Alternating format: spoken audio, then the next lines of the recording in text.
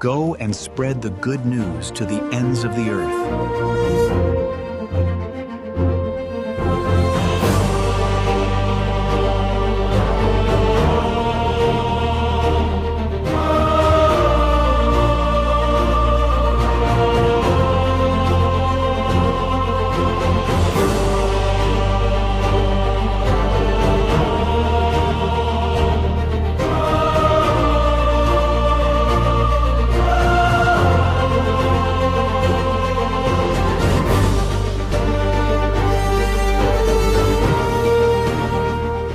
బిడ్డలారా,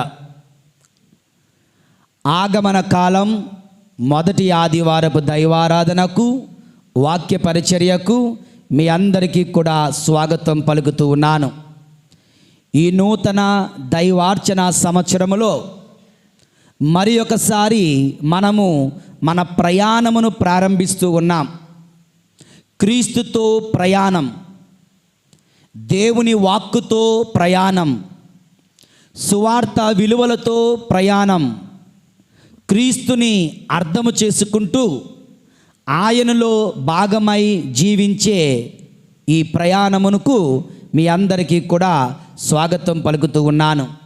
గడిచినటువంటి దైవార్చన సంవత్సరములో ఎన్నెన్నో దివ్య పూజాబలుల ద్వారా, ప్రార్థనల ద్వారా, ఉపవాసముల ద్వారా, ఆత్మీయ కార్యక్రమాల ద్వారా మనందరం ఎన్నెన్నో మేలులు పొందుకున్నాం.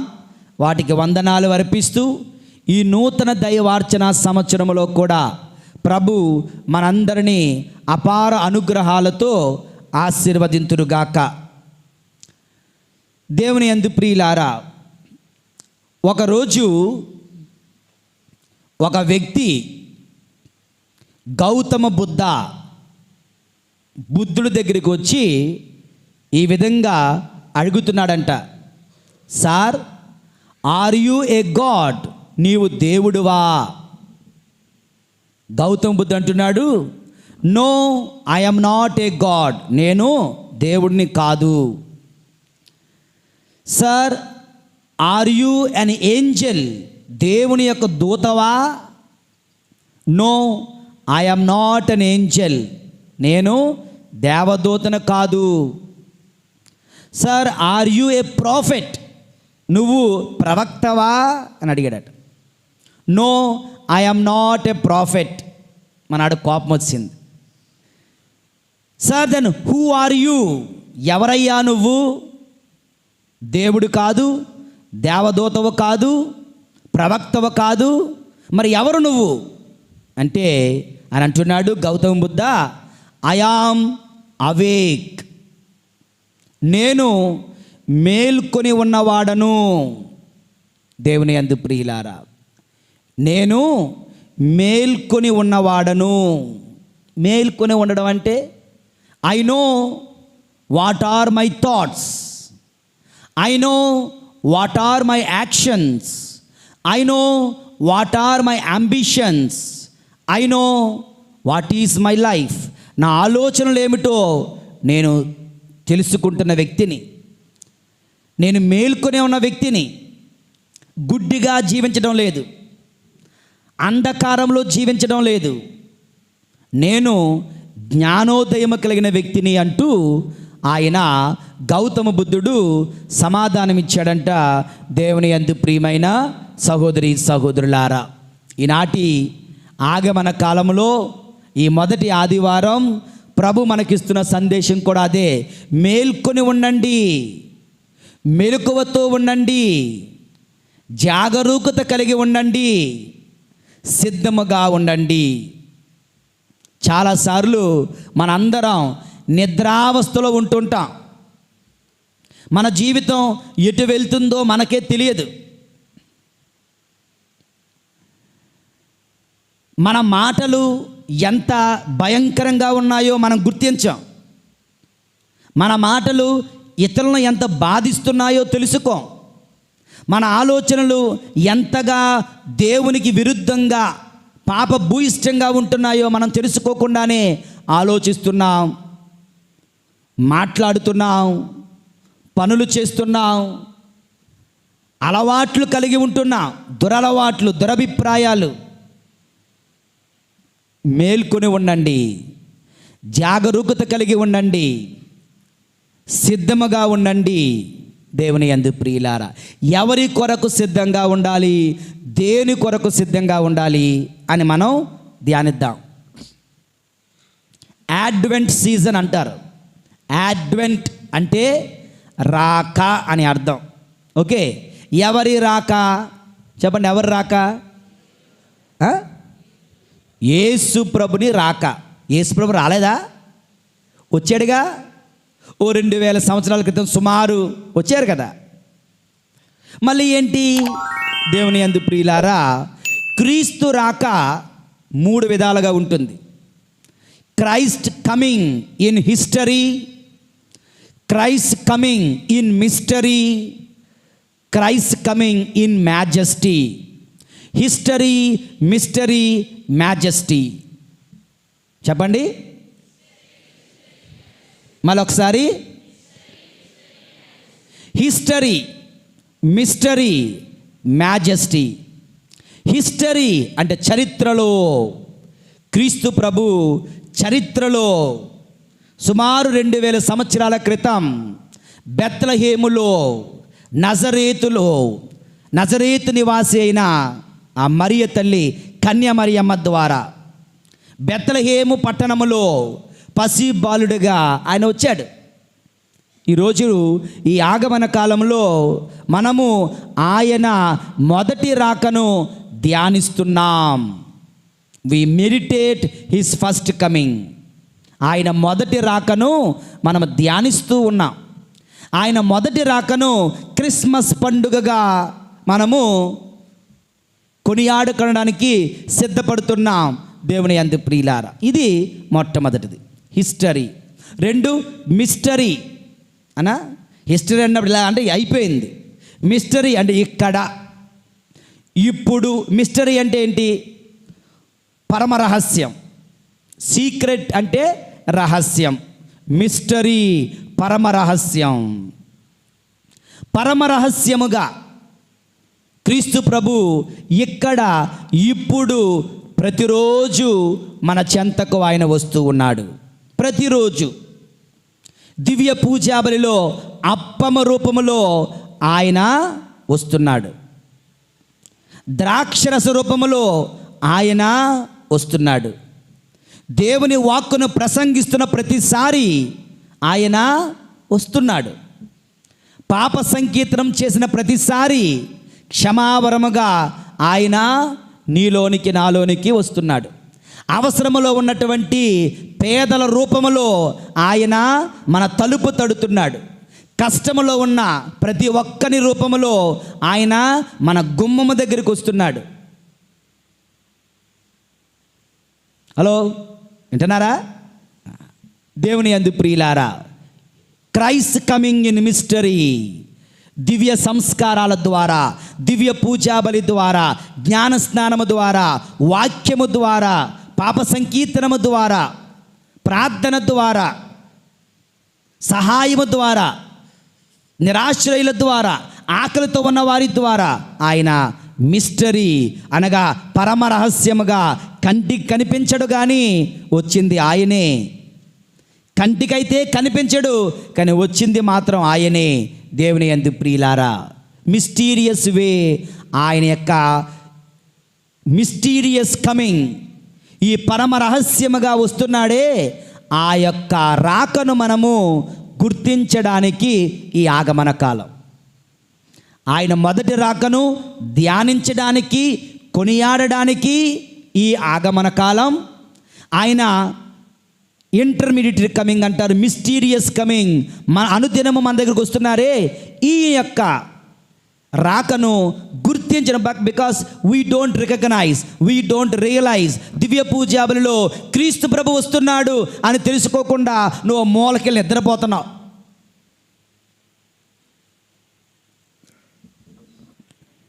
దివ్య పూజాబలిలో క్రీస్తు ప్రభు వస్తున్నాడు అని తెలుసుకోకుండా బహుశా సెల్ ఫోన్తో ఆడుకుంటున్నావు. ఓకే, పూజకు వచ్చి పబ్జీలు ఆడేవాళ్ళు ఒకప్పుడు ఉండేవారు, ఇప్పుడు లేరు నాకు తెలిసి. దేవుని యందు ప్రియులారా, మోడీ తీసినట్టున్నాడు కదా. కరోనా మనకు చేసిన ఒక మంచి మేలు అది. దేవుని యందు ప్రియులారా, చైనా యాప్స్ అన్నీ కూడా బ్లాక్ చేశారు కదా. దివ్య పూజాబులలో ప్రభు వస్తున్నాడని మనం గుర్తించడం లేదు. అవసరంలో ఉన్న వాడి ద్వారా ప్రభు వస్తున్నాడని మనం గుర్తించడం లేదు. కనుక ఈ యొక్క ఆగమన కాలం ఎందుకంటే ప్రభుని యొక్క రాక, అనుదిన పవిత్ర పరమ రహస్యపు రాకను గుర్తించడం కోసం. మూడవది, క్రైస్ట్ కమింగ్ ఇన్ మ్యాజెస్టీ, మహిమతో మేఘారూరుడై దూతలపై మేఘములపై ఆయన మరలా లోకాంత్యమున రానున్నాడు కదా. ఆయన రాక కొరకు సిద్ధపడుతున్నాం, ఎదురు చూస్తున్నాం. ఆయనతో చేరడానికి, ఆయనతో ఉండడానికి మనం సంసిద్ధపడుతూ ఉన్నాం. ఈ ఆగమన కాలం మొదటి రాకను ధ్యానించడానికి, కొనియాడడానికి, అనుదిన రాకను గుర్తించడానికి, రానున్న రాకలో ఆయనను స్వీకరించడానికి, ఆయన చెంత చేరడానికి దేవుని యందు ప్రియమైన సహోదరి సహోదరులారా, మరి ఆయన రాకను యోగ్యముగా ధ్యానించాలి అన్నా, అనుదిన రాకను గుర్తించాలి అన్నా, మహిమలో ఆయన రాకడ కొరకు సిద్ధపడాలి అన్నా మనం ఏం చేయాలి? What to do, what shall we do అని ఆలోచిస్తే ఈనాటి 3 పఠనాల ద్వారా 3 ముఖ్యమైన అంశాలను మనం తెలుసుకుందాం. బైబిల్ ఉన్న వాళ్ళందరూ తెరవండి. మొదటి పఠనం యోషియా గ్రంథం 2వ అధ్యాయం 2వ వచనం నుంచి చక్కనైన వాక్కులు మనం ఒక్కసారి చదువుదాం. ఎవరైనా చదువుతారా గట్టిగా? రానున్న దినములలో ప్రభు మందిరమును, ఆ మందిరము ఉన్న పర్వతములన్నిటిలోనూ ఉన్నతమైనదగును, కొండలన్నిటిలోనూ ఎత్తైనదగును, అందరూ దాని చెంతకు వత్తురు. ఓకేనా? తర్వాత 4వ వచనం చదువుదాం. 4వ వచనం, అతడు జాతుల తగువులు పరిష్కరించును, అనేక ప్రజలకు తీర్పు చెప్పును. ఇది జాగ్రత్తగా గమనించాలి. వారు తమ కత్తులను కర్రలుగా సాగగొట్టుకొందురు. ఏమండి? కత్తి దేనికి? కత్తులు దేనికి? పీక కొయ్యడానికి, పొట్టలో పొడవడానికి, అంటే చంపడానికి, అంటే పగ తీర్చుకోవడానికి, అంటే యుద్ధము చేయడానికి.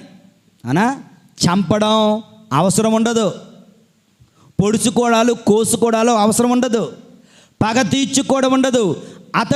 వారు తమ కత్తులను కర్రలుగా సాగగొట్టుకుందురు, తమ ఈటెలను కొడవళ్ళుగా మార్చుకుందురు. కొడవలు దేనికి ఉపయోగపడతాయి? కోత కొయ్యడానికి. ఓకే, ఈ జాతి ఒక జాతి మరి ఒక జాతి మీద కత్తి దూయదు. ప్రజలు యుద్ధమునకు శిక్షణము పొందరు. దేవుని యందు ప్రియులారా, కత్తులు కర్రలుగా, ఈటెలు కడవళ్ళగా మారుతున్నాయి అంటే ప్రభు ఏం చెప్తున్నారు? దాని అర్థం ఏంటి? ఏదో కొన్ని సీరియల్లో, సినిమాల్లో చూపిస్తారు కదా, ఫైనల్ క్లైమాక్స్లో ఓకే ఒక హీరో లాంటి ఎవడో వచ్చి ఒక పెద్ద మెసేజ్ ఇస్తే కత్తి పట్టుకున్నవాడు టక్కన వదిలేస్తాడు. అంటే అర్థం ఏంటి? నేను ఇంక ఫైటింగ్ చేయను, సినిమా అయిపోయింది అన్నట్టు. ఓకే, నేను ఇంక ఫైటింగ్ చేయను. కత్తులు కర్రలుగా, ఈటెలు కొడవళ్ళగా మార్చుకుందురు అంటే దేవుని యందు ప్రియులారా, నో మోర్ ఫైటింగ్స్. దాని అర్థం ఏమిటి? సఖ్యత పొందండి. ఏంటట? సఖ్యత పొందండి. దేవుడు కోరుకునేది ఇదే. దేవుని యందు ప్రియులారా, సఖ్యతతో జీవించండి. సఖ్యతతో ఉంటేనే క్రిస్మస్ పండగ చేసుకునే యోగ్యత నీకుంటుంది, అర్హత నీకుంటుంది. సఖ్యత లేకుండా క్రిస్మస్ పండగ చేసుకునే యోగ్యత, అర్హత నీకుండదు. You are not eligible for the Christmas celebration.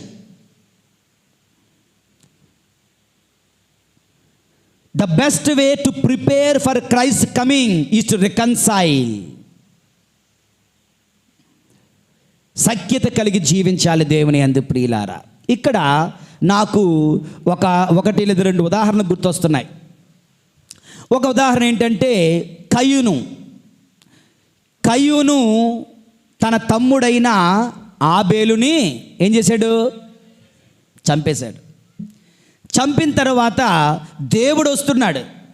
దేవుడు వచ్చి అడుగుతున్నాడు ఏమని?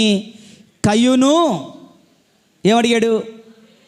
వేర్ ఈజ్ యువర్ బ్రదర్ అంటే అంటే అర్థం ఏమిటి? దేవుడు శిక్షించడానికి రాలే, దండించడానికి రాలే, పగ తీర్చుకోవడానికి రాలేదు. దేవుడు ఒక అవకాశం ఇస్తున్నాడు. ఈ కయ్యూను తన తమ్ముడిని చంపాడు కదా, ఈ కయ్యూను సఖ్యత పొందుతాడేమో, నాతో సఖ్యత పొందుతాడేమో, నన్ను క్షమాపణ అడుగుతాడేమో, చూద్దాం, ఒక అవకాశం ఇద్దాం అని అడుగుతున్నాడు. ఏమని? కయ్యూను వేర్ ఈజ్ యువర్ బ్రదర్ అంటే, ఉదాహరణకు నువ్వో నేనో కయ్యూనైతే ఏం చేస్తాం? ఏం చెయ్యాలి? ఏం చేసుంటే బాగుంటుంది? అయ్యా తప్పైపోయింది, ఉద్రేకంలో, కోపంలో, టెన్షన్లో బీపీ వచ్చేసింది, నా తమ్ముడు నేనే చంపేశాను, నన్ను క్షమించు దేవా అని ఉంటే స్టోరీ ఇంకొకలాగా ఉండేది. మనోడు ఏమన్నాడు? నాకేం తెలుసు, నన్ను అడుగుతావేంటి, నేనేమైనా నా తమ్ముడికి కాపలాదారున్నా? దేవుని యందు ప్రియులారా, సఖ్యత పొందుతాడేమో అని ప్రభు వస్తే సఖ్యత పొందకుండా ఏం చేస్తున్నాడండి? తిరుగుబాటు చేస్తున్నాడు. తప్పు చేసింది ఆడే, మళ్ళీ గొడవాడుతుంది ఆడే. ఇది చాలా విడ్డూరం. ఈ 21st సెంచరీలో మనందరం చేస్తుంది కూడా అదే. తప్పు మనమే చేస్తాం, తిరిగి కయ్యం మనమే ఆడతాం.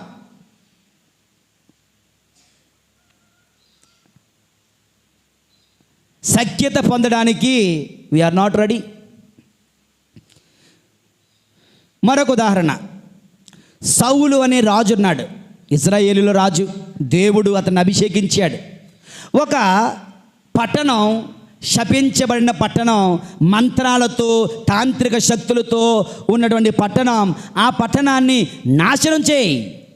ఎందుకంటే అందులో ఉన్న వస్తువులు కానీ మనుషులు కానీ ఏది కూడా పవిత్రమైనది కాదు, సమస్తము కూడా మంత్రాలతో ఉన్నది, మనకొద్దు, నాశనం చేయంటే మనవాడు యుద్ధానికి వెళ్ళాడు, యుద్ధంలో విజయం సాధించాడు. కానీ ఆవులు చూసి, దూడలు చూసి, గాడిదలు చూసి ఆశపడ్డాడు. అయ్యే చాలా బాగున్నాయి కదా, వీటినెందుకు కాల్చేయడం, చంపేయడం, వద్దులే అని దాచుకుంటాడు. సమూవేలు వస్తాడు, గొర్రెల శబ్దాలు, ఆవుల శబ్దాలు, గాడిదల శబ్దాలు వినిపిస్తాయి. ప్రవక్త అంటాడు దేవుని తరపున, సౌలు ఏంటిది, నేనేంటి వింటున్నాను అంటే, అయ్యా దురాశ చెందాను, తప్పైపోయింది, క్షమించండి, ఇప్పుడే వెళ్ళి నాశనం అని అంటాడేమో అనుకుంటే వాడేమంటున్నాడు? నా కోసం ఏంటి? నా కోసం కాదు, మీకోసం, మీ దేవుని కోసం బలులు అర్పించాలి కదా, గొర్రెలు కావాలి కదా, దహన బలులు అర్పించాలంటే ఆవులు కావాలి కదా, అందుకోసమని ఉంచాను అంటాడు. ఒరి మూర్ఖుడా, దేవుడు సంతోషించేది బలుల వలన కాదయ్యా, విధేయత వలన. ప్రభువు కోరుకునేది విధేయత, బలులు కాదు. ఓకే, నువ్వు ఎంత గొప్ప పని చేశావు, ఎంత గొప్పగా పాడావు, ఎంత గొప్ప కార్యాలు చేశావు, ఎంత గొప్ప దాన ధర్మాలు చేసి ఎవరికి అవసరం లేదు. దేవుడు చూడడు. దేవుడు చూసేది, are you an obedient child or not? విధేయత కలిగి ఉన్నావా లేదా అని మాత్రమే చూస్తాడు. సౌలు దగ్గరికి దేవుడు వచ్చాడు, సఖ్యత పొందుతావా? పొందలే. కయీను దగ్గరికి దేవుడు వచ్చాడు, సఖ్యత పొందుతావా? పొందలేదు. ఆదామును కూడా అడిగాడు, ఆదాము ఎక్కడున్నావు? చెట్లంకలు దాక్కున్నాను. ఎందుకు దాక్కున్నావు? తినవద్దన్న చెట్టు పండును తిన్నావా? అవును ప్రభువా తిన్నాను తండ్రి అంటే అయిపోయాయి. ఏమన్నాడు? నేనెక్కడ తిన్నాను, నీదే తప్పు, నేనేం చేసేది, నువ్వు ఇచ్చావే ఒక ఆవిడ్ని, ఓకే, అది ఆవిడ తోసేస్తున్నాడు. ఏమ్మా, ఏవమ్మా, ఏంటమ్మా, నేనెక్కడ చేశాను, నువ్వు సృష్టించావే అది అంటే అంత దేవుడు తప్పే, వాళ్ళ తప్పు లేదు. ఎవడు కూడా సఖ్యత పొందుతున్నాడా అంటే సఖ్యత పొందడానికి సిద్ధపడటం లేదు. దేవుని యందు ప్రియులారా, ఈ రోజున ఈ యొక్క ఆగమన కాలంలో ఆ ప్రభుని పండగను యోగ్యముగా కొనియాడాలనుకుంటే, ఆ ప్రభుని రాకడను యోగ్యముగా ధ్యానించాలనుకుంటే, అనుదినము ప్రభుని రాకను గుర్తించాలనుకుంటే, భవిష్యత్తులో ఆయన రానున్నటువంటి మహిమ రాక కొరకు సిద్ధముగా ఉండాలంటే first thing reconcile with God, reconcile with your neighbours. దేవుని యందు ప్రియులారా, నీ అన్నతో, నీ తమ్ముడితో, నీ అక్కతో, నీ చెల్లితో, నీ తల్లిదండ్రులతో, నీ ఇరుగు పొరుగు వారితో నీకు గొడవలుంటే, తగాదాలుంటే, మాట కలవటం లేదైతే, దేవుని యందు ప్రియులారా, సాధ్యమైనంత వరకు సఖ్యత కొరకు ప్రయత్నించు, సఖ్యతను పొందు, సమాధానపడు, క్షమాపణ అడుగు, తగ్గింపు జీవితం కలిగి ఉండు, క్షమించమని అడుగు, సఖ్యత పొంది ప్రభుని చెంతకురా. సఖ్యత పొందకుండా, సఖ్యత లేకుండా, పశ్చాత్తాప పడకుండా, మారు మనస్సు లేకుండా ప్రభుని చెంతకు వచ్చావో, ఆదాము పడిన శిక్ష, కయీనుకు పడిన శిక్ష, సౌలుకు పడిన శిక్ష నువ్వు నేను కూడా పొందుకునే ప్రమాదం ఉంది. దేవుని యందు ప్రియులారా, కనుక ఈ యొక్క ఆగమన కాలంలో మొట్టమొదటి సందేశం, మొదటి పట్టణం మనకు అందిస్తుంది, సఖ్యతను పొందండి, సఖ్యతను కలిగి ఉండండి. Praise the lord. యేషువా వందనం, యేషువా స్తోత్రం. Praise the lord, praise the lord, praise the lord. రెండవ పట్టణం నుంచి ప్రభు మనతో ఏం మాట్లాడుతున్నారో తెలుసుకుందాం. దేవుని యందు ప్రియులారా, రోమీలకు రాయబడినటువంటి లేఖ 13వ అధ్యాయము 11వ వచనం నుంచి 14వ వచనం వరకు ఎవరైనా చదవండి. వీలైతే మైక్ ఉంటే గట్టిగా చదవనమ్మా. ఇప్పుడు ఎంత వేలైనదో మీకు తెలియను కదా, ఇప్పుడు ఎంత వేలైనదో మీకు తెలియను కదా, కనుక తప్పక దీనిని ఆచరింపుడు, తప్పక దీనిని ఆచరించండి. మీరు నిద్ర నుండి మేల్కొనవలసిన సమయమైనది, మేల్కొనవలసిన సమయం ఆసన్నమైనది.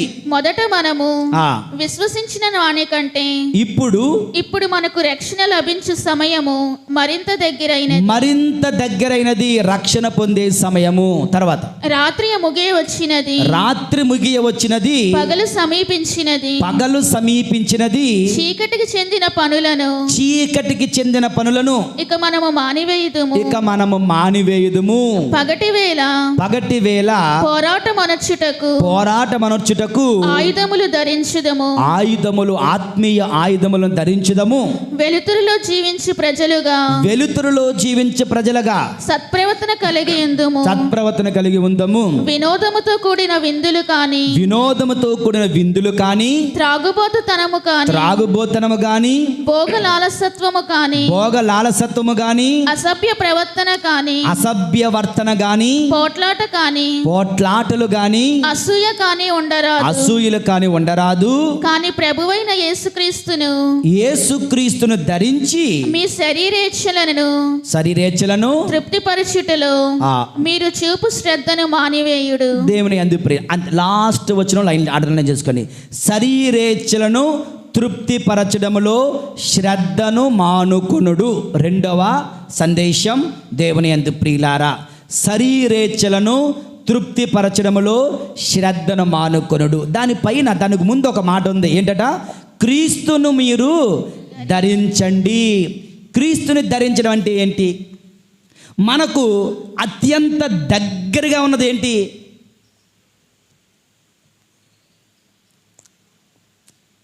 తెలీదా? మన బట్టలు, అంతే కదా.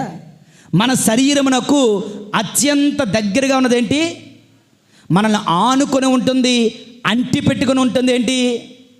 అవునా, టైట్ జీన్స్ వేసారనుకో అంటి పెట్టుకుని ఉంటుంది కదా. దేవుని యందు ప్రియులారా, నీ బట్టలు నీకు ఎంతగా అంటి పెట్టుకుని ఉంటున్నాయో అలాగే మనము క్రీస్తుని ధరించండి అంటే క్రీస్తుని అంతగా అంటి పెట్టుకుని జీవించండి. చక్కనైన మాటలు. రాత్రి మిగి వచ్చినది అంటే పాపిష్టి పనులు ఆపాలి. పగలు సమీపించినది, దేవుని వెలుగు, క్రీస్తునందు విశ్వాసం అనే వెలుగు మన మీద ప్రకాశిస్తుంది కదా. చీకటి పనులను మానివేద్దాం. చీకటిలో ఏం చేస్తారు? దొంగతనాలు చేస్తారు, చీకటిలో వ్యభిచారాలు చేస్తారు, చీకటిలో దౌర్జన్యాలు చేస్తారు, చీకటిలో హత్యలు చేస్తారు కదా. దేవుని యందు ప్రియులారా, అటువంటి చీకటి పనులను మానివేద్దాం. వెలుగు పుత్రులుగా జీవిద్దాం, వెలుగు పుత్రులుగా జీవిద్దాం. దేవుని యందు ప్రియులారా, విందులు, వినోదాలు, త్రాగుబోతుతనం, భోగలాలసత్వం, అసభ్య ప్రవర్తన, పొట్లాటలు, అసూయ లేని జీవితం మనం జీవించాలి. ఈ ఆగమన కాలం కొరకు, ఆ ప్రభుని రాక కొరకు. దేవుని యందు ప్రియులారా, ఇంకా క్రిస్మస్ అంటే ఏంటి? క్రిస్మస్ అంటే కేకులు, క్రిస్మస్ అంటే పార్టీలు. రే క్రిస్మస్ పార్టీ ఇవ్వవా? క్రిస్మస్ పేరుతో పార్టీలు, క్రిస్మస్ పేరుతో తిండిబోతుదనం, క్రిస్మస్ పేరుతో త్రాగుబోతుదనం. ఒరే ఈడెవడో పార్టీ అడిగాడు కదా, సరే భోజనం పెడదామా అంటే ముక్క లేదా? ఓహో సరే ముక్క పెట్టామంటే ముక్కేనా, సొక్క లేదా? ఎక్కడికి వెళ్ళిపోతుంది బండి? ఎక్కడికి వెళ్ళిపోతుంది? సాతానుడు చాలా తెలివైనవాడు. దేవుని యందు ప్రియులారా, మనల్ని మాయ చేయడంలో, మనల్ని మబ్బి పెట్టడంలో, మనల్ని ప్రతి పవిత్ర కార్యమును అపవిత్రం వైపు నడిపించడంలో చాలా తెలివైనవాడు. క్రిస్మస్ కదా, అవును క్రిస్మస్సే. మరి సంతోషించాలి కదా, అవును సంతోషించాలి. మరి సంతోషించాలి, ఫ్రెండ్స్ ఉండాలి కదా, ఫ్రెండ్స్ని పిలిచాను. మరి ఫ్రెండ్స్ వచ్చినంటే భోజనం పెట్టాలి కదా, భోజనం పెట్టాం. మరి భోజనం బాగా చెయ్యాలి కదా అంటే ముక్క వేసాం. మరి వాళ్ళకి ఇష్టమైంది నువ్వు పెట్టాలి కదా, వాళ్ళకి ఏంటి ఇష్టం? చొక్క. వాళ్ళతో పాటు నువ్వు కూడా తాగి తందనాలాడి దేవునిని తిరస్కరిస్తున్నావు, దేవునికి విరోధులుగా మారుతూ ఉన్నాం. దేవుని యందు ప్రియులారా, ఈ యొక్క ఆగమన కాలంలో శరీరేచ్ఛలు, శరీరము కోరుకుంటున్నటువంటి, శరీరం ఏం కోరుకుంటుంది? తిండి కదా. తిండి కోరుకుంటుంది ఎప్పుడు కూడా. బిర్యానీ లేకపోతే అది పండగే కాదు.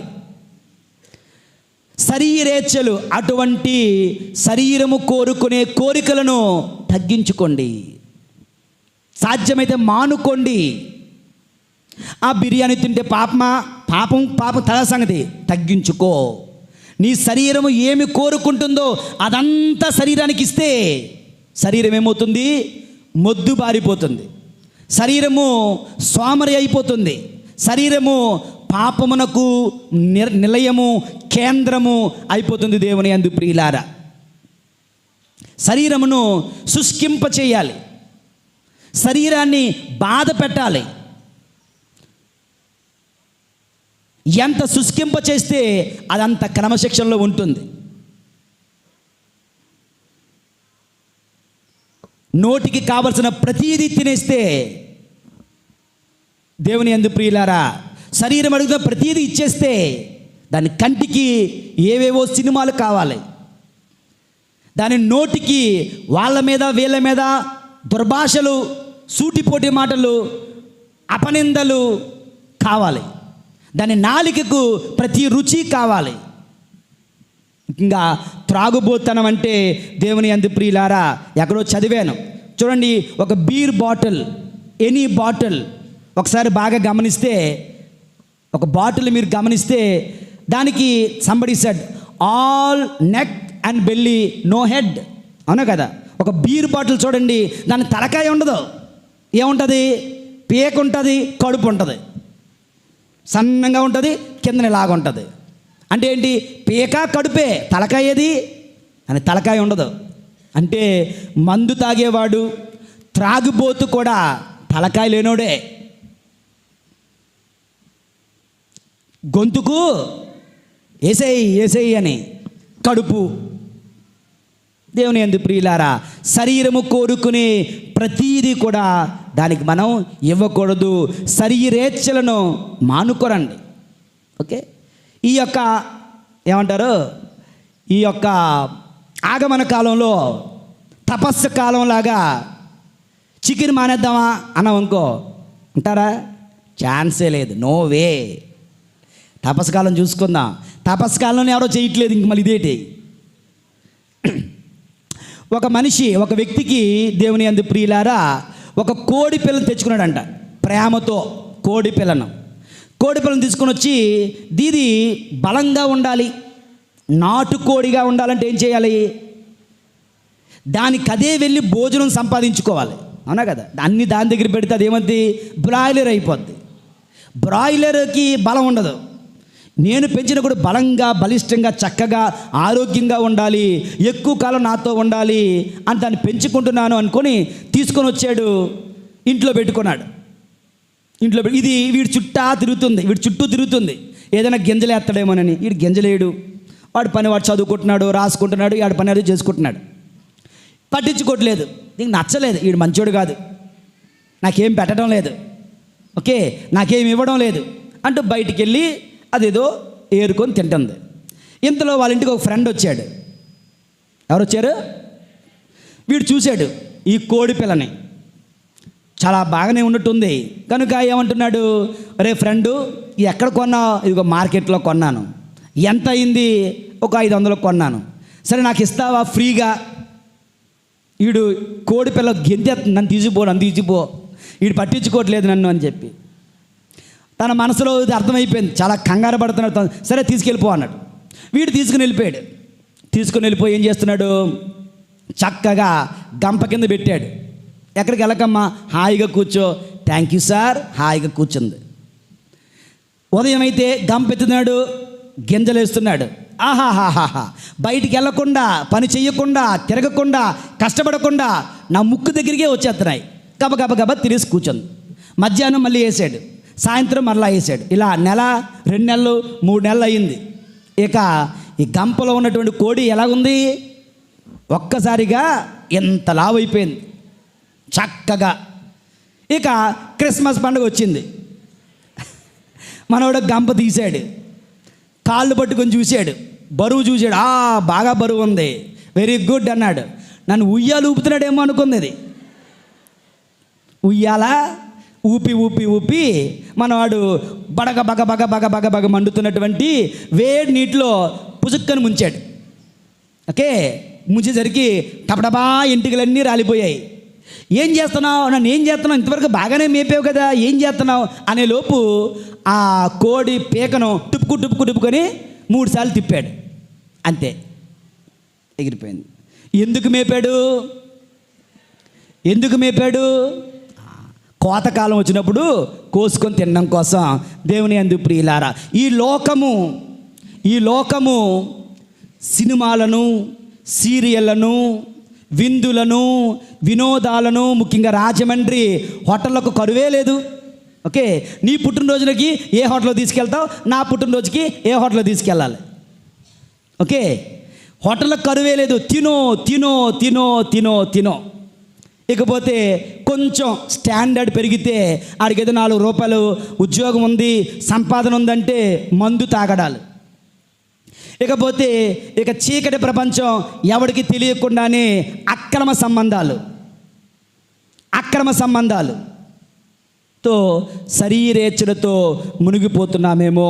ప్రియమైన సహోదరుడా, సహోదరి, ఈనాటి సువిశేషపట్నంలో చూడండి చక్కనైనటువంటి వాక్యము 37వ వచనము. నోవా దినముల యందు ఎట్లుండునో మనుష్య కుమారుని రాకడయు అట్లే ఉండును.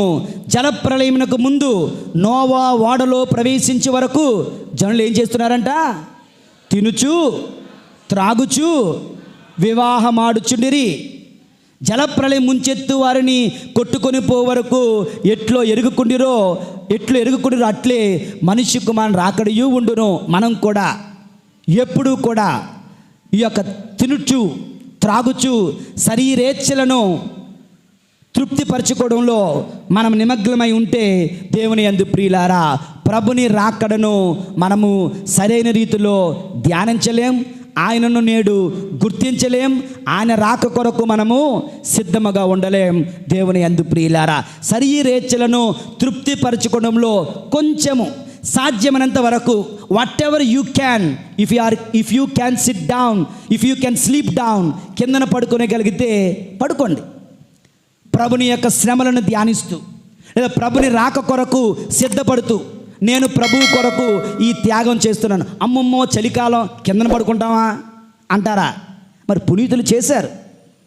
ఈ 2 వారాలు ఈ 4 వారాలు ఏమన్నా ఉపవాసం ఉండగలవా? ఏదైనా త్యాగ కృత్యాలు చేయగలవా?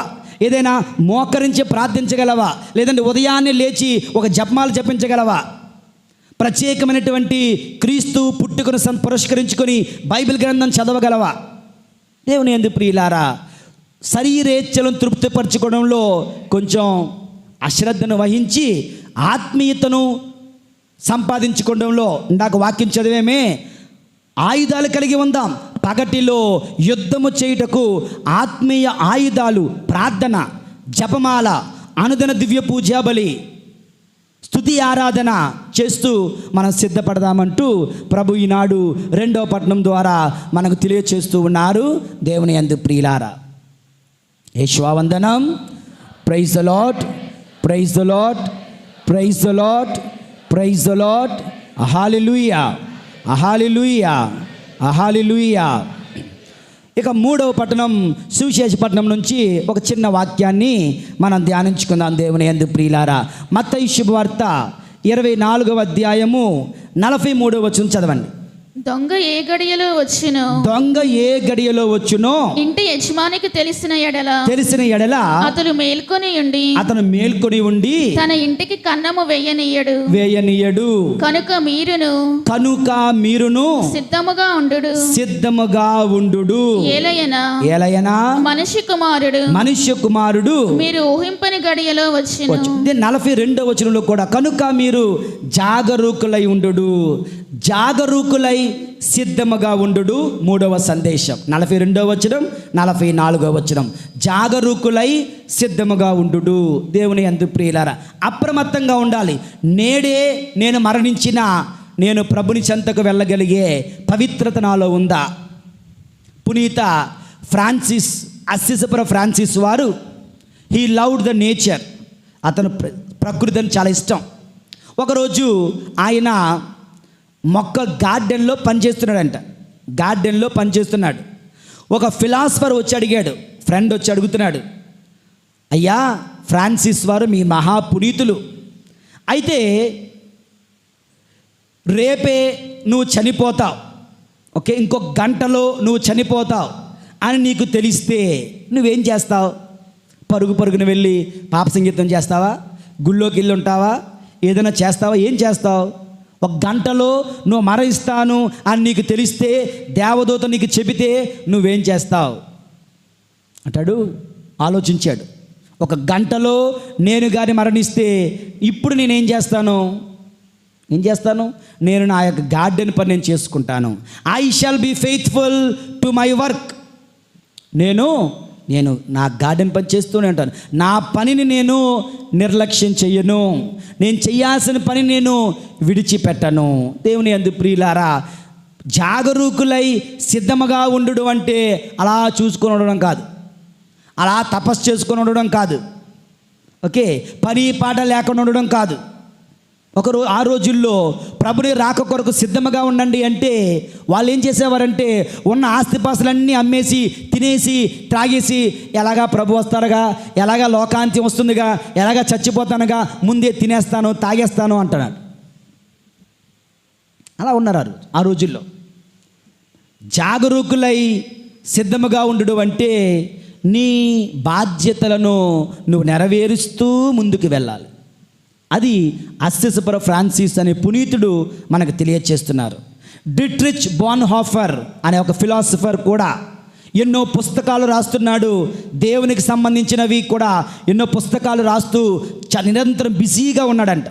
ఒక ఫ్రెండ్ వచ్చి అతను అడుగుతున్నాడు, రేపే లోకాంత్యము, రేపే ప్రభు వస్తున్నాడు, ఈరోజు ఏం చేస్తావు అంటే, రేపు కదా ప్రభు వస్తున్నాడు, ఈరోజు నేను చేయాల్సిన పనులు, నేను రాయాల్సిన పుస్తకాలు నేను రాసి ఉంటాను అన్నాడు. రేపు కదా, కనుక రేపటి కోసం ఈరోజు నేను వృధా చేసుకోను, నేను చేయాల్సిన నా బాధ్యత నేను చేస్తాను అంటూ డిట్రిచ్ బాన్హాఫర్ అనే ఈ యొక్క ఫిలాసఫర్ తెలియచేస్తున్నాడు. దేవుని యందు ప్రియులారా, ఒక గురువుగా, మఠవాసిగా, లేదా family man, a family woman, a father or a mother, a child, a student, a teacher, a nurse or a doctor, a job holder, ప్రభు ఈరోజు మన అందరితో మాట్లాడుతున్నాడు.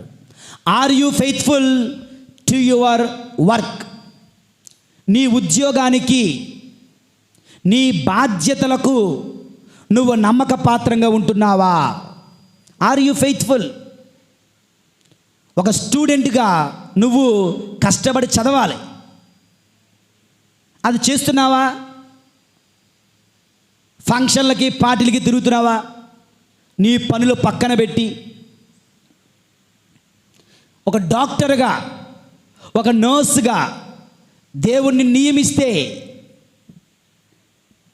ఒక టీచర్గా, ఒక ఉద్యోగిగా నువ్వు ఉన్నట్లయితే ఆర్ యూ ఫెయిత్ఫుల్? జాగరూకులై ఉండండి అంటే తెలిగేస్తున్నానని కాదు, నీ పనిని చక్కగా చేయి. మెలకువతో ఉండండి అంటే నీ బాధ్యతను సక్రమంగా నెరవేర్చు. ఎప్పుడైతే నీ బాధ్యతలను నువ్వు సక్రమంగా నెరవేరుస్తావో అప్పుడు దేవుడు నీ యందు అమితమైనటువంటి ఆనందాన్ని పొందుతాడు. దేవుడు దావీదును అభిషేకించడానికి పంపినప్పుడు దావీదు ఎక్కడున్నాడు? తన యొక్క తండ్రి గొర్రెలను మేపుతున్నాడు. తన పనిలో నిమగ్నమైన వ్యక్తిని దేవుడు ఎన్నుకుంటున్నాడు, అభిషేకిస్తున్నాడు. దేవుని యందు ప్రియులారా, 3 సందేశాలు మనం చూసాం. మొదటి పట్టణము, రెండవ పట్టణము, సువిశేష పట్టణము ద్వారా. మొట్టమొదటిది సఖ్యత పొందండి దేవునితో, ఇరుగు పొరుగు వారితో. రెండవది శరీరేచ్ఛలను తృప్తిపరచుకోవడమును మానుకొందాం దేవుని యందు ప్రియులారా. మూడవది జాగరూకులై సిద్ధముగా మన కర్తవ్యములను, బాధ్యతలను చక్కగా నెరవేరుస్తూ ప్రభు రాక కొరకై సిద్ధపడదాం. ఓకే, మరి చిన్న కొసమెరుపుగా ఒక చిన్న సలహా చెప్పి ముగిస్తాను. Advent project.